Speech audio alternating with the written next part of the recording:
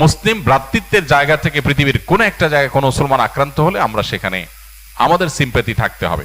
আক্রান্ত হয়েছে ইরাক, আমরা তো ভালো আছি, এটা তাদের ইস্যু। আক্রান্ত হয়েছে আফগানিস্তান, এটা তাদের ইস্যু। আফগানিস্তান আক্রান্ত হয়েছে অমুক দেশ, এটা তাদের ইস্যু, আমরা তো ভালো আছি। এই চিন্তা যখন করি তখন একে একে আমরা সবাই আক্রান্ত হচ্ছি অথবা হব। যে পৃথিবীতে একটা দেশে ধ্বংসাত্মক অস্ত্র আছে, এই অজুহাত দিয়ে সেখানে হামলা করেছে শক্তিধর দেশ। হামলা করে গোটা দেশ তছনছ করে একটা দেশের মানুষকে ধ্বংস করে দিয়ে, একটা জনপদকে ধ্বংস করে দিয়ে তারা ক্ষান্ত হয়েছে। কিন্তু শেষ পর্যন্ত সেই তথাকথিত ধ্বংসাত্মক অস্ত্র পাওয়া যায়নি। তাহলে এত বড় একটা ধ্বংসযজ্ঞ চালানো হয়েছে ভুল ধারণার উপর ভিত্তি করে, সেটার জন্য কাউকে সরি বলতে দেখা যায়নি। আজকের পৃথিবীতে আমরা বলি মববাজি করা যাবে না, আইন হাতে তুলে নেওয়া যাবে না, বিচারের প্রতি শ্রদ্ধা রাখতে হবে। কিন্তু এই কথাগুলো যেন গরিব মানুষদের জন্য প্রযোজ্য, গরিব দেশগুলোর জন্য প্রযোজ্য। যাদের পাওয়ার আছে তাদের জন্য এগুলো চলে না, তাদের জোর যার মূল্যক তার, এই নিয়মই তাদের জন্য চলে।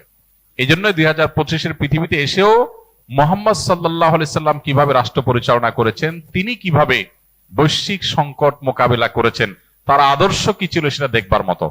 কেউ পৃথিবীতে ইসলাম এবং মুসলমানদের শত্রুরাও কেউ দেখাতে পারবে না মুহাম্মদ সাল্লাল্লাহু আলাইহি সাল্লাম কিংবা তার 4 খলিফা 30 বছর শাসন করেছেন এবং অর্ধ পৃথিবী তাদের পায়ের তলা একটা পর্যায়ে এসেছে।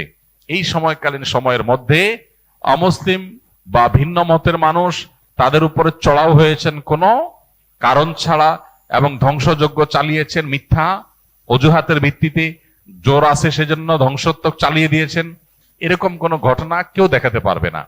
অতএব আজকের এই অস্থির, অশান্ত এবং সভ্যতার ভেগধারী অসভ্য পৃথিবীকে সভ্য বানাতে হলে মুহাম্মদ সাল্লাল্লাহু আলাইহি সাল্লামের আদর্শ ব্যক্তি থেকে রাষ্ট্র এবং আন্তর্জাতিক জীবন সর্বত্র চর্চা করার বিকল্প কোনো পথ আমাদের সামনে খোলা নেই।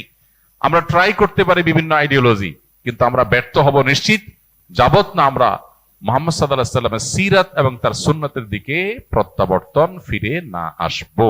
আল্লাহ আমাদেরকে ফিরে আসার তৌফিক দান করুন। কাতার আমেরিকার বন্ধু রাষ্ট্র, মিত্র দেশ, আর ইসরায়েল আমেরিকার সাথে ঘনিষ্ঠ সম্পর্কের কথা আমরা কে না জানি, তাদের ইশারা ছাড়া কিছুই করে না, সেটা আমরা কে না জানি।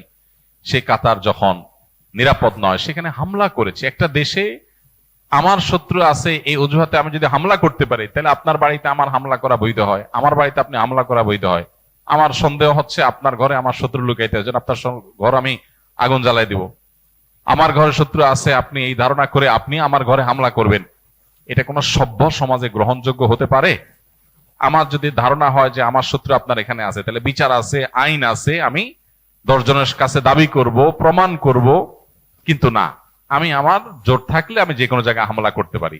এই যদি হয় তাহলে এই পৃথিবী নিজেকে সভ্য দাবি করে কোন মুখে? কোন মুখে নিজেদেরকে সভ্য দাবি করে যে তার ক্ষমতা আছে দেখে সে যে কোনো জায়গায় হামলা করতে পারবে এবং অসহায়ের মতো সবাই সেটা চেয়ে চেয়ে দেখবে? তাহলে গরিবদেরকে কেন বলা হয় মববাজি করা যাবে না? গরিবদেরকে কেন বলা হয় আইন নিজের হাতে, বিচার নিজের হাতে তুলে নেওয়া যাবে না? ইসলাম সেই দিন, যেই দিন দুর্বলকে যেটা বলে সবলকেও সেটা বলে। একজন সাধারণ সাহাবী যে অন্যায় করতে পারতেন না, স্বয়ং রাষ্ট্রনায়ক মুহাম্মদ সাল্লাল্লাহু আলাইহি ওয়াসাল্লাম সে অন্যায় করতেন না। এটাই হলো ইসলাম আর আজকের এই তথাকথিত সভ্যতার ভেগধারী পৃথিবীর পার্থক্য। অতএব এই ঘটনাগুলো আমাদের বিবেককে যেন খুলে দেয় যে আমরা যতই চকচকে তকতকে পৃথিবী দেখি না কেন, এই পৃথিবী যে পৃথিবী মুহাম্মদ সাল্লাল্লাহু আলাইহি ওয়াসাল্লামের দর্শন বা তার আদর্শের অনুসরণ করছে না, এটা কখনো মানুষের সত্যিকারের মানবাধিকার, মানুষের সত্যিকারের পাওনা প্রাপ্য অধিকার, এটা কখনো পরিপূর্ণভাবে দিতে পারে না। দিতে হলে ইসলামই মানুষকে আসতে হবে, ইসলামই হলো একমাত্র অবলম্বন এবং চূড়ান্ত সমাধান। আল্লাহ আমাদেরকে বোঝার তৌফিক দান করুন। আর এত কিছুর পর মুসলিমরা ঐক্যবদ্ধ কেন হচ্ছে না বা অন্যরা ঐক্যবদ্ধ কেন হচ্ছে না, এটা তো কোটি টাকার প্রশ্ন। এই প্রশ্ন উত্তর আমার কাছে নেই। যখন দেখা হচ্ছে যে কোনো দেশে নিরাপদ না, তো আমিও অনিরাপদ হতে পারি। শয়তান আমাদের কাছে বুঝায় এবং ওরা আমাদেরকে বুঝায় আক্রান্ত হয়েছে ইরাক, আমরা তো ভালো আছি, এটা তাদের ইস্যু। আক্রান্ত হয়েছে আফগানিস্তান, এটা তাদের ইস্যু। আফগানিস্তান আক্রান্ত হয়েছে অমুক দেশ, এটা তাদের ইস্যু, আমরা তো ভালো আছি। এই চিন্তা যখন করি তখন একে একে আমরা সবাই আক্রান্ত হচ্ছি অথবা হব।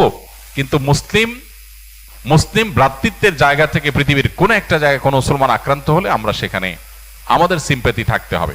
আমাদের যারা যখন রাষ্ট্র পরিচালনার দায়িত্বে থাকে, তারা যখন দিন বিরোধী কাজ করে, ইমানদার হিসেবে আমাদের কর্তব্য হয় তাদেরকে থামিয়ে দেওয়া এবং তাদেরকে সঠিক পথে দিশা দেওয়া। সেটা যদি না করি, আমি তো ভালো আছি চিন্তা করি, তাহলে আজকে আমার নিরাপত্তা থাকলেও কালকে আমারটা থাকবে না। এই শিক্ষা আল্লাহ মুসলিম জাতিকে গ্রহণ করার তৌফিক দান করুন। আমাদের মধ্যে অনৈক্য সৃষ্টি করার জন্য তারা নানাবিধ বিষয় আমাদের মধ্যে ঢুকায় দেয়। মাসআলাগত অনৈক্য, আকীদার অমৌলিক বিষয়, শাখাগত বিষয় নিয়ে অনৈক্য, মতপার্থক্য। এই মতপার্থক্যগুলো আমাদেরকে এমন ভাবে আপনার বিরোধের পর্যায়ে নিয়ে যায় যে আমাদের মধ্যকার মুসলিম ভ্রাতৃত্বটাকে আমরা ভুলে যাই, এবং এই সুযোগেই তারা আমাদের উপরে রোল প্লে করে। যে ইন্দোনেশিয়া, হল্যান্ড বা নেদারল্যান্ড এ দেশের চাইতে প্রায় 40 গুণ বড়, 40 ভাগের 1 ভাগ, সেই দেশ এত বিশাল বড় দেশকে শাসন করেছে বছরকে বছর, যুগকে যুগ। ঠিক একইভাবে ছোট্ট একটা দেশ, গোটা বিশ্বের তুলনায় ছোট, ইংল্যান্ড, তারা গোটা পৃথিবীর প্রায় সব অংশ, অলমোস্ট বেশিরভাগ অংশই তারা শাসন করেছে, এবং তাদের শাসনের অধীনে সবাইকে চলতে হয়েছে, শোষিত হয়েছে, সাম্রাজ্যবাদের বিস্তার ঘটিয়েছে। শুধুমাত্র আমরা অনৈক্য এবং আমাদের যে সমস্ত বহুদা বিভক্তি কেন্দ্রিক যে সমস্ত বিষয় আছে সেগুলোর কারণে। অতএব আল্লাহ তাআলা আমাদেরকে ইখতিলাফ বা মতপার্থক্য তো থাকবেই, সেগুলোকে ম্যানেজমেন্ট করার, সেগুলোকে মিনিমাইজ করার যে পদ্ধতি নবী সাল্লাল্লাহু আলাইহি ওয়াসাল্লাম শিখিয়েছেন, আদাবুল ইখতিলাফ, সেটাকে বজায় রেখে মুসলিম ভ্রাতৃত্ব বোধকে আমাদের সমুন্নত রাখার তৌফিক দান করুন। আমরা আন্তর্জাতিক এই পরিমণ্ডল এর চিন্তা না করে বা ওইটাকে এক পাশে রেখে আমরা যদি আমাদের দেশীয় পরিমণ্ডলের কথা চিন্তা করি, দেশে আমাদের হুজুরদের মধ্যে বিভিন্ন গ্রুপ মতামত আছে না, মানুষ মাত্রই থাকবে, স্বাভাবিক একাধিক থট থাকবে, তাই বলে আমরা একজনের শত্রু হতে পারি না। কোর বিষয় আমরা একে অন্যের কাঁধে কাঁধ মিলিয়ে এক কাতারে দাঁড়িয়ে দিনের স্বার্থকে নিয়ে কাজ করলে দিন শেষে দিন বিজয়ী হবে, আর না হলে আমরা সবাই ক্ষতিগ্রস্ত হবে। আজকে সে, কালকে আমি। আল্লাহ আমাদের বোঝার তৌফিক দান করুন। গত 15 দিনে 4টি দেশের প্রধানমন্ত্রী পদত্যাগ ও গণ অভ্যুত্থানের মুখে দেশ ছেড়েছেন। হঠাৎ করে একে একে গণ অভ্যুত্থানকে কিভাবে দেখছেন? অনেকেই বলছে এটা ইসলামের বিজয় ঘনিয়ে আসার আলামত। ভাইরে ভাই, এত তাড়াতাড়ি আপনার আলামত দেখেন কোন চশমা দিয়া? আমার এরকম চশমা দেন, আমিও দেখি একটু। প্রথম কথা হলো যে ভাই, পরপর অনেকগুলো ঘটনা ঘটে যাওয়া, এটা কাকতালীয় কোনো বিষয় হতে পারে এবং এর পেছনে আরো অনেক ব্যাখ্যা থাকতে পারে। ইসলামের বিজয় সুনিশ্চিত, সেটা এই ঘটনাগুলো ঘটলেও নিশ্চিত, এগুলো না ঘটলেও নিশ্চিত। আজ হোক, দুদিন পরে হোক, আল্লাহ তাআলা দ্বীন, ইসলাম এবং সত্যের বিজয় আল্লাহ ঘটাবেন। আল্লাহ বলেছেন, কুল জা আল হাক্কু ওয়া যাহাকাল বাতিল। আল্লাহ বলেছেন, ওয়া আনতুমুল আ'লাউনা ইন কুনতুম মুমিনিন। অতএব সত্যের বিজয় ঘটবে, সেটা আজ হোক, দুদিন পরে হোক। হয়তো বিজয়ের আগে অনেক মূল্য দিতে হবে, অনেক অপেক্ষা করতে হবে, ধৈর্যের পরীক্ষা দিতে হবে, বহু চড়াই উতরায় যাবে, আশা ছেড়ে দিবে মানুষ, হয়তো তখন হবে। আবার হতে পারে খুব নিকটে বিজয় অপেক্ষা করছে। তো এটার দিনক্ষণ, সময়, এগুলো আমরা কেউই জানি না।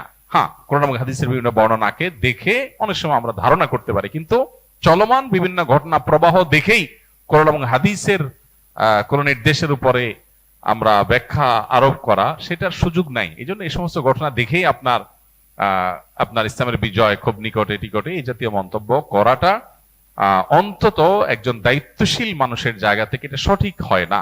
একজন মুসলমান এভাবে করতে পারেন না, কারণ অনেকগুলো ঘটনা পৃথিবীতে ঘটে। এই ঘটনাগুলো কেন ঘটাচ্ছেন আল্লাহ তাআলা ভালো জানেন। এগুলো নিছক কাকতালীয় হতে পারে, আল্লাহর কোনো হিকমা থাকতে পারে। আবার এটাও হতে পারে যে আজকের পৃথিবী, যে পৃথিবীকে আমরা সভ্য বলছি, আমরা সভ্য পৃথিবীর বাসিন্দা হিসেবে দাবি করছি, আমরা আমাদের নানান অপকর্মের মধ্য দিয়ে পৃথিবীটাকে বাস অযোগ্য করে তুলছি, শোষণের হাতিয়ার বানিয়ে রেখেছি। চকচকে পৃথিবীর পেছনের লেয়ারে অত্যন্ত নির্মম এবং করুণ বাস্তবতা আছে, সেটা সাধারণ মানুষ বুঝতে পারছে। তাদেরকে নানাভাবে বিভ্রান্ত করে, বিপদগামী করে তাদেরকে ভুল বুঝিয়ে রাখা হয়েছে, মানুষ হয়তো বুঝতে শুরু করেছে।